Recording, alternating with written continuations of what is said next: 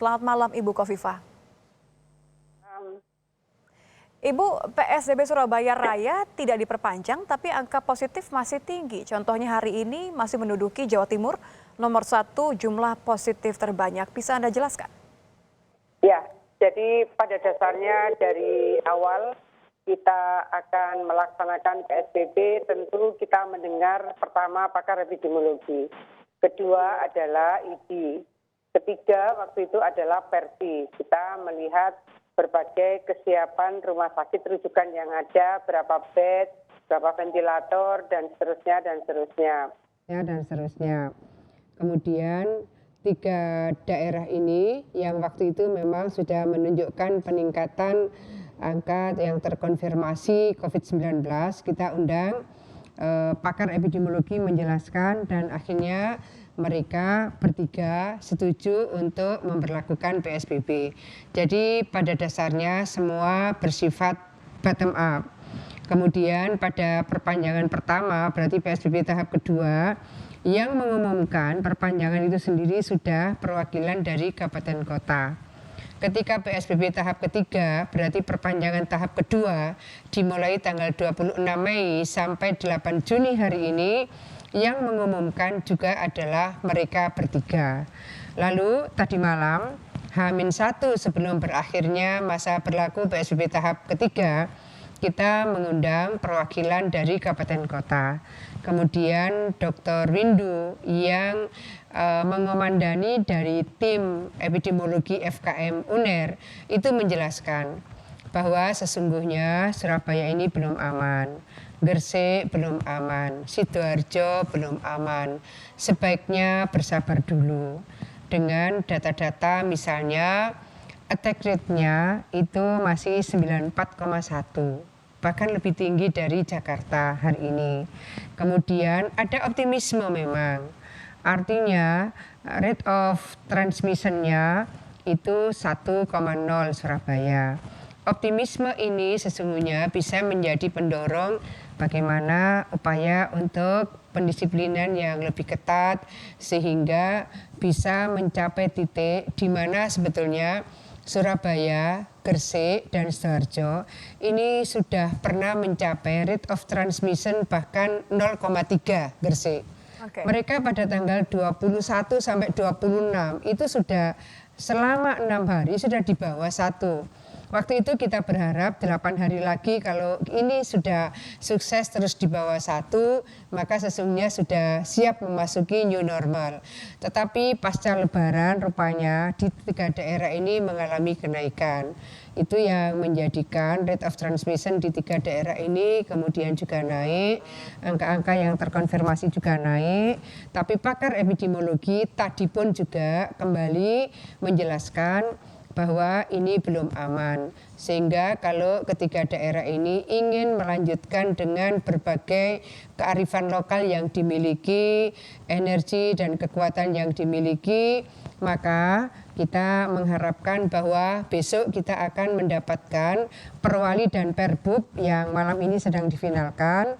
Setelah itu tadi Pak Pangdam dan Pak Kapolda ingin melihat bagaimana sesungguhnya semua bisa terukur karena ini masih belum aman, maka beliau usul ada fakta integritas. Jadi posisinya seperti itu. Jadi kalau masih dimatangkan aturan masa transisi, tapi Anda menyebutkan ini optimisme, tentu perlu tetap ada upaya yang jelas Ibu untuk memastikan bahwa semua ini disiplin secara teratur, Bu Khofifah. Iya, itulah kenapa kemudian tadi Pak Pangdam usul agar kita melakukan bersama-sama menandatangani Wali Kota dan Forkopimda Kota Surabaya, Bupati Gresik dan Sidoarjo bersama Forkopimda Kabupaten Gresik dan Sidoarjo, lalu Forkopimda Provinsi, kami akan menandatangani fakta integritas agar koordinasi kami, sinergitas di antara kami semua tetap bersambung. Monitoring terhadap masing-masing di 3 daerah ini juga tetap akan berjalan. Karena tentu kita berharap PSBB yang mestinya bisa menjadi pemutus mata rantai penyebaran COVID ini belum aman semua.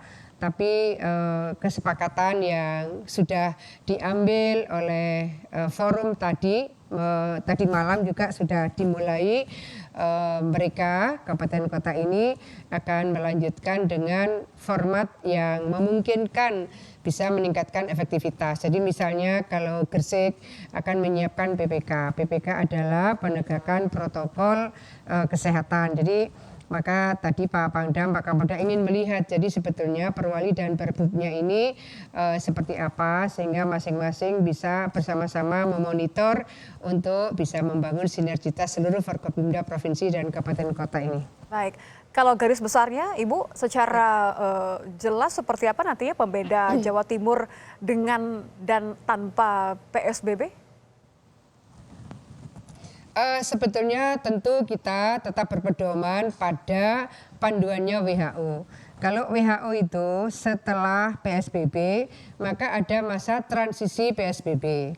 Kalau untuk masa transisi pasca PSBB ke new normal tadi disepakati sementara 14 hari akan dievaluasi.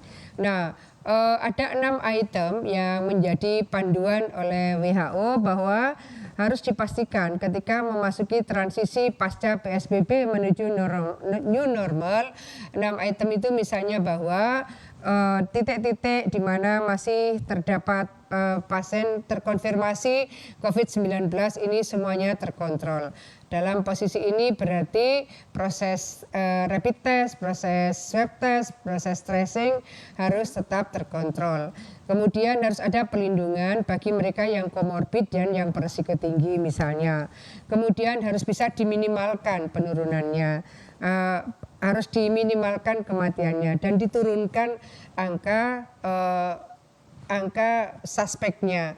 Lalu diharapkan bahwa partisipasi dari masyarakat itu bisa meningkat. Jadi 6 item yang menjadi panduan PBB, panduan WHO ketika pasca pembatasan sosial berskala besar ini, pasca PSBB, tentu ini akan menjadi bagian dari panduan Fakta Integritas kami nanti.